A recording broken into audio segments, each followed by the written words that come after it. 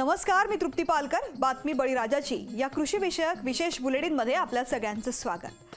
आता कृषी विषयक महत्त्वाच्या बातम्यांचा झटपट आढावा घेऊयात बळीराजा टॉप 10 मधून. धाराशिव जिल्ह्यातील बाभळगावमध्ये घरोघरी रेन वॉटर हार्वेस्टिंग करण्यात येणार आहे. दिवसेंदिवस पाण्याची पातळी खाली जात असून पाण्याचं संकट उभं राहतंय. ही समस्या सोडवण्यासाठी रेन वॉटर हार्वेस्टिंग ही काळाची गरज बनली आहे. यामुळे गावाला जल आत्मनिर्भर गाव बनवण्यासाठी हा उपक्रम हाती घेण्यात आला आहे. गावच्या सरपंच सुजाता वाघमारे यांनी यासाठी पुढाकार घेतला आहे.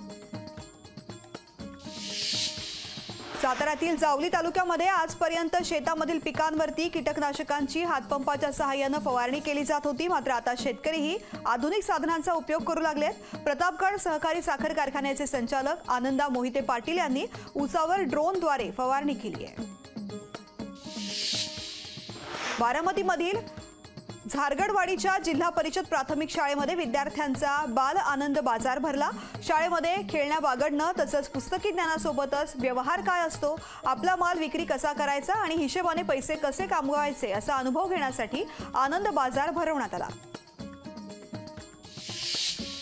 फेब्रुवारीच्या पहिल्याच आठवड्यामध्ये दौंडच्या काही ग्रामीण भागातील गावांना पाणी टंचाईच्या झळा बसण्यास सुरुवात झाली आहे.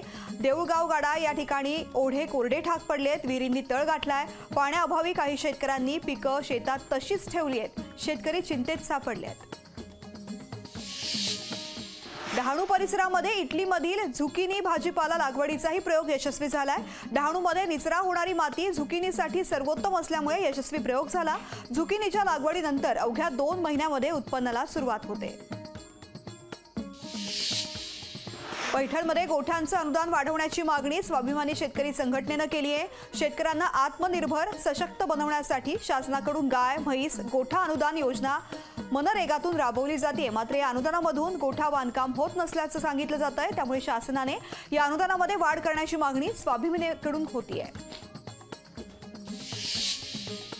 अकोला कृषी उत्पन्न बाजार समितीमध्ये कापसाला किमान भाव 6,700 पासून कमाल भाव 7,195 रुपये प्रति क्विंटल मिळतोय. हा भाव मागील महिन्यामध्ये 7,250 रुपयांपर्यंत क्विंटल मागे होता. कापसाची आवक अतिशय कमी आहे. भाववाढीच्या अपेक्षेनं शेतकऱ्यांनी आपला शेतमाल घरामध्ये साठवून ठेवणं पसंत केलंय. वाशिम तालुक्यातील वाई शेत शिवारामध्ये तुरीच्या उत्पन्नामध्ये मोठ्या प्रमाणात घट झाली आहे. एकरी 1 ते 2 पोतं उत्पन्न शेतकऱ्यांना मिळत असल्यामुळे लागवड खर्चही वसूल होत नसल्यामुळे शेतकरी आर्थिक संकटात सापडले आहेत. सिंधुदुर्ग जिल्ह्यामध्ये यावर्षी काजूला पालवी आणि मोहर उशिरानं आलाय. हवामानामधील बदलामुळे काजू बी परिपक्व होण्यास अजूनही 8 ते 10 दिवसांचा कालावधी लागण्याची शक्यता आहे. दरम्यान काजू बियांना चांगला भाव मिळत नसल्यामुळे शेतकऱ्यांमध्ये नाराजी आहे. वाशिम जिल्ह्यात पीक विम्याची रक्कम काही शेतकऱ्यांना मिळाली आहे. मात्र अद्याप काही शेतकरी 25% अग्रिम रकमेपासून वंचित आहेत. वारंवार पीक विमा कार्यालयातील अधिकारी दुर्लक्ष करत असल्याचा आरोप शेतकरी करतात. लवकरात लवकर अग्रिम रक्कम देण्याची मागणी शेतकऱ्यांकडून होतीये.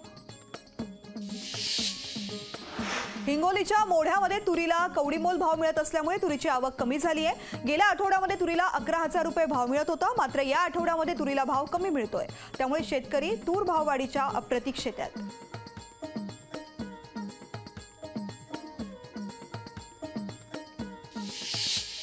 यानंतर कृषी विषयक बातम्या पाहूयात विस्तारित स्वरूपात. कोयना धरणामधील शिवसागर जलाशयावरती जावळी तालुक्यामधील मौजे मुनावळे इथे जागतिक दर्जाचं जलपर्यटन विकसित करण्याच्या कामाला शासनाने मंजुरी दिलेली आहे. यासाठी 45 कोटी 38 लाख रुपये मंजूर झालेत. जिल्ह्यात जलपर्यटन विकासासाठी पालकमंत्री शंभूराज देसाई आणि जिल्हाधिकारी जितेंद्र डुड्डी यांनी पर्यटन आणि सांस्कृतिक कार्य विभागाकडे वारंवार पाठपुरावा केला. त्यांच्या या पाठपुराव्याला यश आलंय. कोयना धरण, शिवसागर जलाशय यावरती जावळी तालुक्यातील मुनावळे इथे जागतिक दर्जाचं जलपर्यटन विकसित करण्याबाबत प्रकल्पाला मान्यता दिली आहे.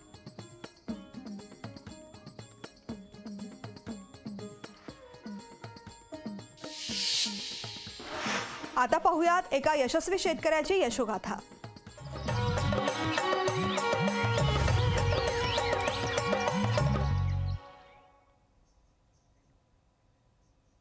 पालघर जिल्हा हा भात शेती आणि चिक्कूसाठी प्रसिद्ध आहे। मात्र आता याच परिसरामध्ये इटलीमधील झुकिनी भाजीपाला लागवडीचाही प्रयोग यशस्वी झालाय। डहाणूमध्ये निचरा होणारी माती झुकिनीसाठी सर्वोत्तम असल्यामुळे प्रयोग यशस्वी झालाय। लासलगावमधील वीमा पाटील कृषी प्रतिष्ठान संचालित कृषी तंत्र विद्यालय झुकिनी लागवडीचा या ठिकाणी यशस्वी प्रयोग झालाय। झुकिनीच्या लागवडीनंतर अवघ्या 2 महिन्यांमध्ये उत्पन्नाला सुरुवात होते। वर्षभरामध्ये जवळपास 4 वेळा हे पीक घेता येत असल्यामुळे शेतकऱ्यांनी झुकिनी लागवडीकडे वळावं असं आवाहन कृषी विभागाकडून करण्यात आलंय। दरवर्षी आपण लेटूस आहे किंवा झुकिनी आहे किंवा विविध भाजीपाल्याचे प्रकार आहेत देशातले परदेशातले, ते आपण केले पाहिजेत आणि आपण एक मार्गदर्शक म्हणून शेतकऱ्यांना इथे कायम राहिलो पाहिजे त्या क्षेत्रामध्ये। आणि म्हणून झुकिनीची लागवड केली। विशेष म्हणजे समुद्र सपाटीच्या आपण समुद्राच्या जवळ असल्यामुळे दमट हवामान असतं, त्यासाठी ही पूरक असा भाजीपाला आहे। अत्यंत कमी खर्चामध्ये होणारी लागवड आणि सेंद्रिय शेती, त्याच्यामध्ये कुठलंही रासायनिक खत औषधं मारण्याची आवश्यकता नाही आणि साधारण याचं 15 ते 20 टन उत्पादन येतं। सिंधुदुर्ग जिल्ह्यामध्ये यावर्षी काजूला पालवी आणि मोहर उशिराने आलाय। हवामान बदलाचा मोठा परिणाम काजू पिकावरती झालाय। जिल्ह्याच्या इतर भागांच्या तुलनेमध्ये काजू बी किनारपट्टी भागामध्ये लवकर परिपक्व होते। सिंधुदुर्ग जिल्ह्यातील वेंगुर्ले तालुक्यामध्ये काजू बी परिपक्व होऊ लागली आहे। काजू बी परिपक्व होण्यास अजूनही 8 ते 10 दिवसांचा कालावधी लागण्याची शक्यता आहे। दरम्यान काजू बियांना चांगला भाव मिळत नसल्यामुळे शेतकऱ्यांमध्ये नाराजीचा सूर आहे। मार्केटमध्ये हा 100 रुपयाच्या दरम्यान दर येण्याची शक्यता आहे। त्यावेळी फारच शेतकऱ्यासाठी ही चिंतेची बाब आहे, कारण बाहेरचा काजू सुका काजू 120 रुपये ते 100 रुपयामध्ये आल्यामुळे मार्केटमध्ये आमच्या काजूचा दर वाढत नाही, त्याच्यावर कोणत्याही प्रकारची टॅक्स बसवले जात नाहीत। ते शासनाने याचा विचार केला पाहिजे, त्या काजूवर टॅक्स बसवला पाहिजे, तरच आमचा काजूचा रेट वाढू शकतो। त्याच्यामुळे ही सगळी सरकार दरबारची बाब आहे। सरकारने त्याच्यावर ह्या सिंधुदुर्ग रत्नागिरीच्या शेतकऱ्यांसाठी काहीतरी आवाज उठवून सरकारने त्यांच्यासाठी काहीतरी केलं पाहिजे असं मला वाटतं। वाशिम जिल्ह्यामध्ये पीक विम्याची रक्कम काही शेतकऱ्यांना मिळाली आहे, मात्र अद्याप काही शेतकरी 25% अग्रिम रकमेपासून वंचित आहेत। वारंवार पीक विमा कार्यालयातील अधिकारी दुर्लक्ष करत असल्याचा आरोप शेतकरी करतात। काही दिवसांपूर्वी स्वाभिमानी शेतकरी संघटनेचे युवक प्रदेशाध्यक्ष दामू अण्णा इंगोले यांनी पीक विमा कार्यालयासमोर ठिय्या आंदोलन केलं। 10 तारखेपर्यंत शेतकऱ्यांच्या खात्यात रक्कम जमा न झाल्यास मुंबईत पीक विमा कार्यालय फोडणार असा इशारा स्वाभिमानीकडून देण्यात आलाय। या संदर्भात स्वाभिमानी युवक प्रदेशाध्यक्ष दामू अण्णा इंगोले आणि काही शेतकऱ्यांशी बातचीत केली आहे आमचे वाशिमचे प्रतिनिधी गोपाल व्यास यांनी। पीक विमा कार्यालयावर काही दिवसापूर्वी स्वाभिमानी शेतकरी संघटनेचे युवक प्रदेशाध्यक्ष दामू अण्णा इंगोले यांनी ठिय्या दिला होता आणि जर 10 तारखेपर्यंत ही रक्कम मिळाली नाही तर मुंबईचं कार्यालय फोडू असं देखील आवाहन करण्यात आलं होतं। आज आपल्यासोबत बोलण्यासाठी दामू अण्णा इंगोले त्यांच्याकडून सुद्धा जाणून घेण्याचा प्रयत्न करणार आहोत। काय सांगाल? एकतर यावर्षी सोयाबीनचं प्रचंड नुकसान झालं। मध्यंतरी पावसानं दडी मारल्यामुळे सोयाबीनच्या उत्पादनात घट आली, त्यात भावही नाही आम्हाला आणि त्याच्यात आता ही कंपनी लवकर आमच्या शेतकऱ्याचे पैसेही द्यायला तयार नाही। आज 4 महिने झाले आम्ही भांडतोय की आमचे पैसे द्या। आज 20 ते 22 हजार लोकांचे पैसे अद्यापही या कंपनीकडे पेंडिंग आहे। कंपनी वारंवार कारणच दाखवा लागलेली आहे, त्यामुळे आम्ही मध्यंतरी कार्यालयात सुद्धा बसलो होतो कंपनीच्या। तुम्ही 10 तारखेला मुंबईचं कार्यालय फोडू असं देखील आवाहन केलं होतं, काय सांगाल?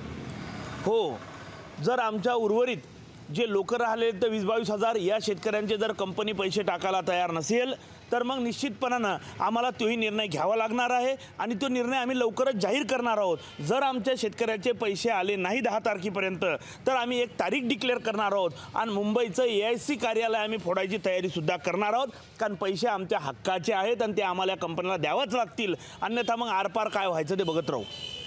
याचबरोबर काही शेतकरी सुद्धा आहेत आपल्यासोबत, त्यांच्याकडून सुद्धा जाणून घेण्याचा प्रयत्न करणार आहोत। काय सांगाल? माझ्याकडं 5 एकराच्या वर शेती आहे। माझी आणखी विम्याचे पैसे काय आलेले नाहीत। वारंवार ऑफिसवर येतो विम्याच्या, ते ऑफिस कर्मचारी पूर्ण कुलूप लावून निघून जातात आणि स्वाभिमानीसोबत आम्ही नेहमी येतो तिथं, पण तिथं काय कोणताच कर्मचारी आम्हाला भेटत नाही आणि आणखी काय आमची विम्याची रक्कम मिळालेली नाही। गोपाल व्यास, लोकशाही मराठी, वाशिम। साताऱ्यातील जावळी तालुक्यामध्ये आजपर्यंत शेतामधील पिकांवरती कीटकनाशकांची हातपंपाच्या सहाय्याने फवारणी केली जात होती. मात्र आता शेतकरी सुद्धा आधुनिक साधनांचा उपयोग करू लागलेत. प्रतापगड सहकारी साखर कारखान्याचे संचालक आनंदा मोहिते पाटील यांनी ऊसावर ड्रोनद्वारे फवारणी केली आहे. या उपक्रमाचं कौतुक केलं जात आहे. आता कसं झालंय, सगळं आधुनिकीकरण झालंय सगळं. त्यामुळे भरपूर शेतकऱ्यांनी काय झालं, नवीन नवीन यांत्रिकीकरण होत चाललंय. जर ट्रॅक्टरमध्ये आपण भरपूर बदल बघितले किंवा बाकीचे येत असेल तर जर ह्या औषधामध्ये पण कसं ड्रोनद्वारे जेवढं आपण स्प्रे करत, ह्याचं वैशिष्ट्य एक आहे की स्टार्ट टू एंड म्हणजे सुरुवातीपासून ते शेवटपर्यंत सगळं औषध एकसारखं पडतं, कुठं गॅप राहत नाही. आणि आपण ज्यावेळेस पंपानं मारतो त्यावेळेस कसं होतं की काही ठिकाणी जास्त होतं, काही ठिकाणी कमी होतं. तर ह्याचं एक वैशिष्ट्य की ह्याच्या ड्रॉपलेट जे पडतात 80 मायक्रॉन ते 120 मायक्रॉनपर्यंत त्याचे ड्रॉपलेट पडतात. फेब्रुवारीच्या पहिल्याच आठवड्यामध्ये दौंडच्या काही ग्रामीण भागातील गावांना पाणी टंचाईच्या झळा बसण्यास सुरुवात झाली आहे. देऊळगाव गाडा या ठिकाणी ओढे कोरडे ठाक झालेत, विहिरींनीही तळ गाठलाय. पाण्याअभावी काही शेतकऱ्यांनी पिकं शेतामध्येच तशीच सोडली आहेत. फेब्रुवारीच्या पहिल्या आठवड्यामध्ये पाणी टंचाईच्या झळा सोसू लागल्यामुळे शेतकरी चिंतेत पडलेत आणि याचा आढावा घेतलेला आहे आमचे प्रतिनिधी विनोद गायकवाड यांनी. फेब्रुवारीच्या पहिल्याच आठवड्यात दौंड तालुक्यातील जिरायती पट्ट्यातील जी काही गावं आहेत या गावांमधील काही गावांना खरं तर आता पाणी टंचाईच्या झळा खरं तर या ठिकाणी जाणवू लागले आहेत. या ठिकाणी जर माझ्या पाठीमागे आपण जर पाहिलं तर हे ज्वारीचं पीक आहे. खरं तर या ठिकाणी ही ज्वारी पाण्याअभावी खरं तर या ठिकाणी जळून जाण्याच्या मार्गावर खरं तर या शेतामध्ये पाहायला मिळते. खरं तर येथील जे काही कूपनलिका विहिरी आहेत या ठिकाणी खरं तर विहिरींनी तळ घातल्याचं चित्र सध्या या देऊळगाव गाडा परिसरामध्ये पाहायला मिळते. खरं तर आपल्यासोबत येथील शेतकरी आहेत. मला सांगा, सध्या गावामध्ये पाण्याची काय परिस्थिती आहे? पाण्याची परिस्थिती सध्या गंभीर स्वरूपाची आहे. फेब्रुवारीच्या पहिल्या आठवड्यात जर ही परिस्थिती असेल तर इथून पुढचा येणारा काळ हा फार गंभीर स्वरूपाचा असणार आहे. जनावरांना पिण्याचं पाण्याच्या पासून माणसांना लागणारं पाणी हे मिळणं मुश्किल झालेलं आहे. जेवढं थोडंफार पाणी होतं त्याच्यावरती फळबाग आतापर्यंत आम्ही जगवली, जसं की शेततळ्यातील पाणी होतं त्याच्यामुळे ते आतापर्यंत जगली. परंतु ज्वारीला तर अजिबातच पाणी मिळालं नाही आणि ती सुद्धा जळण्याच्या मार्गावरती आहे. त्यामुळे शासनाकडे आमची एक एवढीच विनंती आहे की पुरंदर उपसासारखी सिंचन योजनासारखी पाईपलाईन जर ह्या देऊळगाव गाडा परिसराला जर त्याची मिळाली तर दुष्काळ कायमस्वरूपी निकाली निघेल.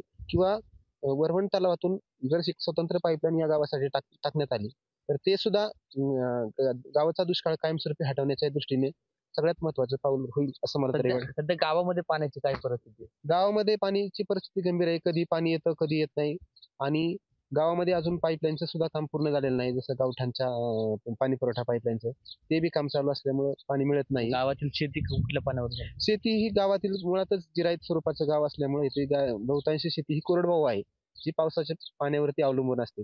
परंतु यावर्षी कुठल्याच प्रकारचा पाऊस न झाल्यामुळे त्यामुळे शेतातील कुठलीही पिकं आली नाहीत. कुठेतरी थोडीफार पिकं येऊन ती सुद्धा जळून जाण्याच्या मार्गावरती आहेत.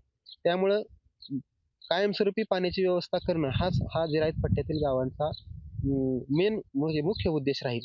त्या दृष्टीने शासनाने पाठपुरावा करावा अशीच आमची शासनाकडे आपल्यामार्फत कळकळीची विनंती आहे. त्याचा विचार गांभीर्यपूर्वक व्हावा. नक्कीच या ठिकाणी जर आपण पाहिलं तर शेतामधील जे काय उभं पीक आहे हे पाण्याअभावी खरं तर या ठिकाणी जळून जाण्याच्या मार्गावरती असल्याचं येथील शेतकऱ्यांनी बोलून दाखवलंय. विनोद गायकवाड, लोकशाही न्यूज, दौंड, पुणे. बारामती तालुका हा संपूर्ण देशामध्ये विकासाचं रोड मॉडेल म्हणून ओळखलं जातं. मात्र याच बारामतीमध्ये नागरिकांना पिण्याच्या पाण्यासाठी वणवण करावी लागते. मात्र गेल्या वर्षी पावसाने दडी मारल्यामुळे पाणी आटलंय.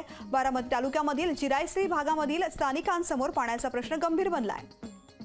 तसंच शेतीमधील उभी पिकं जळू लागल्यामुळे शेतकऱ्यांची चिंता वाढली आहे. शेतीच्या पाण्या अगोदर पिण्याच्या पाण्याची व्यवस्था व्हावी यासाठी पंचायत समितीच्या माध्यमातून टँकर सुरू केलेत. मात्र हा पुरवठा अपुरा असल्याचं मत स्थानिक व्यक्त करतात. या संदर्भात स्थानिकांसोबत संवाद साधलाय आमचे प्रतिनिधी विकास कोकरे यांनी. गेल्या वर्षी पावसानं दडी मारल्यामुळे बारामती तालुक्यामध्ये पिण्याच्या आणि शेतीच्या पाण्याचा प्रश्न गंभीर बनला आहे आणि जानेवारी महिन्यापासूनच पाण्याची दाहकता नागरिकांना जाणवू लागली. आपण पाहू शकता, मी आहे बारामती तालुक्यातील तरडोली गावामध्ये. या गावामध्ये पिण्याच्या पाण्यासाठी नागरिकांनी एकच गर्दी केली आहे. बारामती पंचायत समितीच्या माध्यमातून आता पिण्याच्या पाण्याचे टँकर या ठिकाणी प्रत्येक गावांमध्ये देण्याची आता सुविधा करण्यात आली आहे. मात्र हा गावामध्ये आलेला पहिलाच टँकर आहे आणि हे जे पाणी मिळतंय हे देखील अपुरं मिळतंय अशी तक्रार देखील इथल्या ग्रामस्थांकडून होते. आपल्यासोबत इथले उपसरपंच आहेत, आपण त्यांच्याशी संवाद साधू. काय सांगाल, नक्की काय पाण्याचा प्रश्न आहे, किती टँकरची तुमची मागणी आहे आणि सध्या तुमच्या गावामध्ये किती टँकर येत आहेत? सध्या आमच्या गावामध्ये 10,000 लिटर प्रति असा एक टँकर 30,000 लिटर पाणी मिळत आहे आम्हाला. पण आमच्या गावाची लोकसंख्या जवळपास 4,000 लोकसंख्या आहे आणि दररोज जर बघा गेलं तर गावातील एका भागामध्येच 1,00,000 लिटर पाणी आम्हाला रोज लागतं या. आणि असे आमच्या गावाची 3 भाग आहेत. 3,00,000 लिटर पाण्याची आम्हाला व्यवस्था लागते. त्यावेळेस शासनाकडे काय तुम्ही मागणी करणार? आम्ही शासनाकडून किमान 1,00,000 लिटर पाण्याची उपलब्धता आम्हाला टँकरद्वारे करण्यात यावी अशी आम्ही मागणी केली होती. त्याद्वारे त्यांनी फक्त आम्हाला 30,000 लिटर पाण्याची उपलब्धता करून दिलेली आहे आता. पण यातून आम्हाला ग्रामस्थांना चमच्याने पाणी पाजल्यासारखं करावं लागत आहे आज. तर फेब्रुवारी रनिंग आहे आणि पाणी आम्हाला 11 दिवस म्हणजे नळाला पाणी येत नव्हतं आणि आता हे टँकर तर पहिल्यांदाच आलाय, पहिला टँकर आहे आणि हा पण किती पुरणार आहे, कारण की सगळं आयुष्य म्हणजे पूर्ण सगळं आपलं जे जीवन आहे किंवा रोजचं जे कार्यक्रम आहे ते पाण्यावरच असतं आणि हे पाणीच जर पुरेसं नसेल तर मग काय करणार? नाही, पाणी थोडंच येतं आहे. 25% सुद्धा ह्याच्यातनं म्हणजे पाण्याचं म्हणजे कसं नियोजन होऊ शकत नाही. ह्याच्यातून कसं आहे माहिती आहे का, आता हे नाजरं जे धरण आहे ती पूर्णपणे कोरडे आहे. तळवडीचा तलाव हे पूर्णपणे कोरडे आहे. पण जी मांडकीची जी योजना आहे मांडकी, ती योजना म्हणजे 2003ला ती पाणी मिळत होतं आम्हाला. मग ती दादांनी म्हणजे ती योजना चालू करायला पाहिजे त्वरित. गट विकास अधिकाऱ्याला निवेदन देऊन जास्तीची पाण्याची मागणी करणार आहेत. यामुळे आता बारामती प्रशासनानं देखील या नागरिकांचं म्हणणं ऐकून घेत या गावाला अतिरिक्त पाण्याची सोय करावी, जेणेकरून महिलांना जो पाण्याचा प्रश्न, पिण्याचा आणि शेतीच्या पाण्याचा जो प्रश्न भेडसावणार आहे या त्रासातून त्यांची मुक्तता होईल. विकास कोकरे, लोकशाही मराठी, बारामती. पैठणमध्ये गोठ्यांचं अनुदान वाढवण्याची मागणी स्वाभिमानी शेतकरी संघटनेनं केली आहे. शेतकऱ्यांना आत्मनिर्भर सशक्त बनवण्यासाठी शासनाकडून गाय, म्हैस गोठा अनुदान योजना मनरेगामधून राबवली जाते. मात्र या अनुदानामधून मोठा गोठा बांधकाम होत नसल्यामुळे नागरिकांकडून असा आरोप केला जातो. त्यामुळे शासनाने अनुदानमध्ये वाढ करण्याची मागणी स्वाभिमानीकडून करण्यात आली आहे. शासनाकडून गाई गोठ्यासाठी दिल्या जाणाऱ्या अनुदानामध्ये गाई गोठ्याचं बांधकाम होत नाही.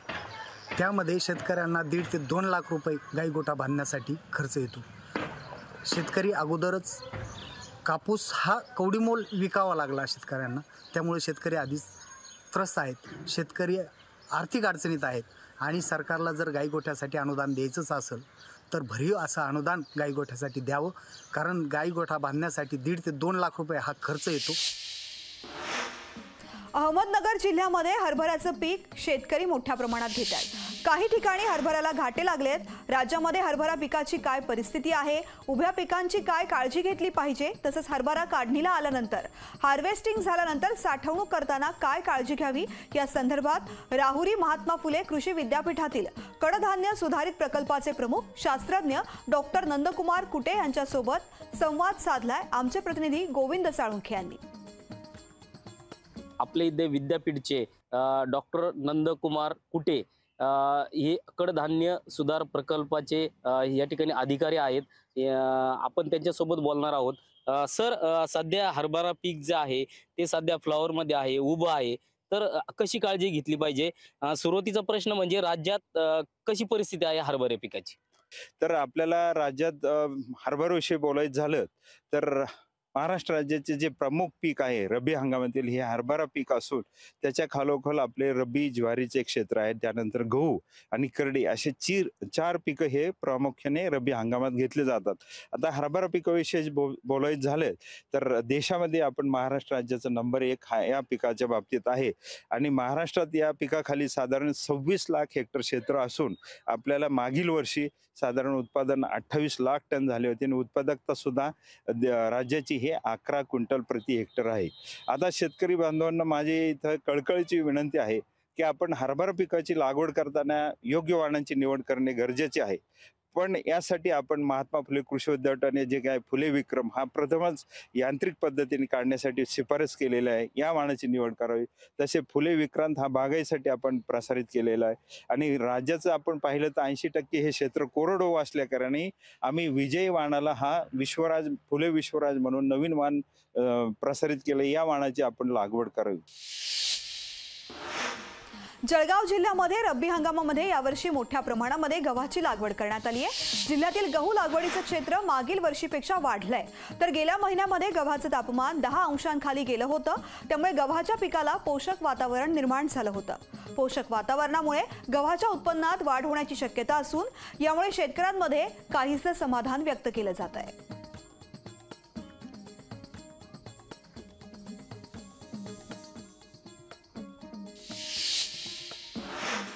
भंडारा जिल्ह्यामध्ये 10 एकर शेतामध्ये लागवड केलेली कोबी खराब होऊ लागल्यामुळे शेतकऱ्यांनी कंपनीकडे तक्रार केल्यावरही दुर्लक्ष केलं जात आहे।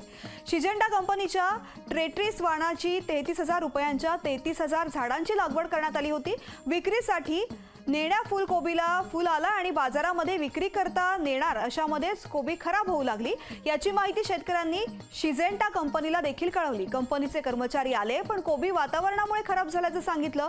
शेतकऱ्यांचे 5 लाखांचं नुकसान झालंय। आता शेतकऱ्यांनी कंपनीवरती गुन्हा दाखल करून योग्य मोबदला द्यावा अशी मागणी कृषी विभागाकडे तक्रार करत केली आहे। आमच्या काही नाही धुवारीमुळे खराब झाली, तर आमच्याकडे दुसरी पण लागवड होती फुलगोबी व्हाईट पर्ल, त्या गोबीला काहीच असर पडलं नाही। धुवारीमुळे ही खराब नाही झाली, ती कंपनीचाच फॉल्ट आहे।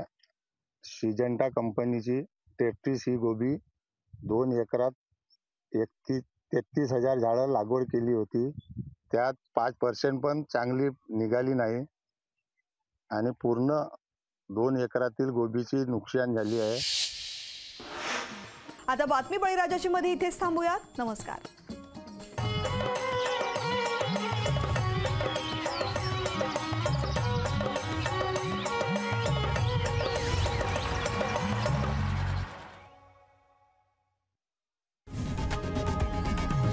लोकशाही मराठी ऐका, पहा, जागरूक रहा।